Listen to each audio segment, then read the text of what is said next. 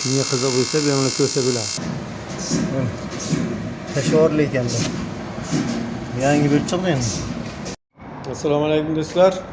Xo'sh. Cobalt korobkasini mana shunaqa bo'lsa, tashavorishga shoshilmanglar. Buni ta'mirlab, keyin sizga yana oxirini ko'rsatamiz qanday chiqqanini. Mana. Tak qarang bu. Mana bu bunaqa. Tirnoqchalarni bu yerdan 3 tasini uzib olgan endi. Nima bo'lgan bilmayman mana. Kolsani ushlab turar ekanda bu. Bitta, ikkita, uchta. Uchta yoqcha mana shu yerga o'tirishimiz kerak. Durar.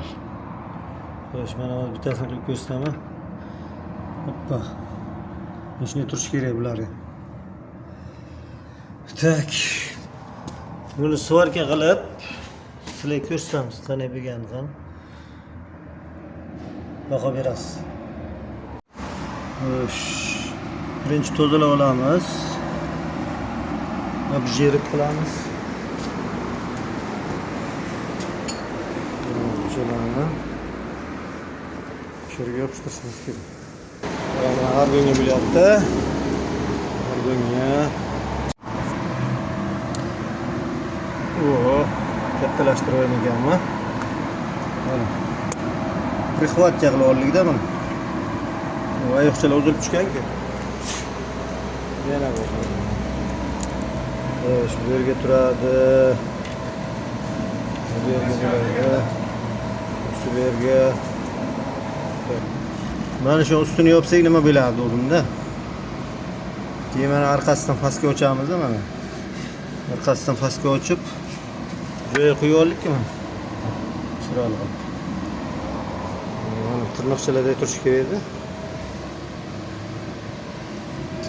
Arkasından to'ldiramiz.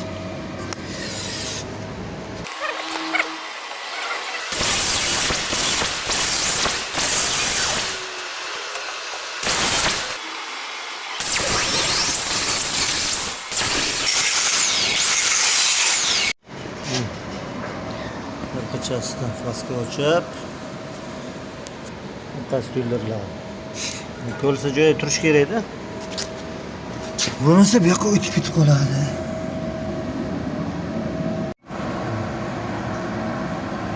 Sorga bo'lyapti.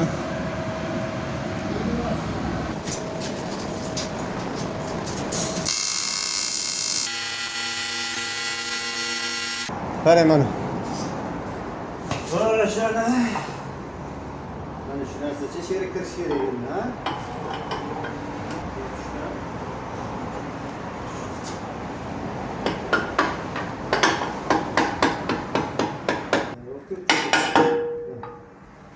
Ketdi.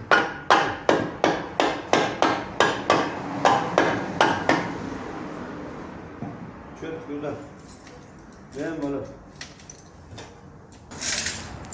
Mana joyiga kirdi hammasi. Bu bemalol kelib chiqadi.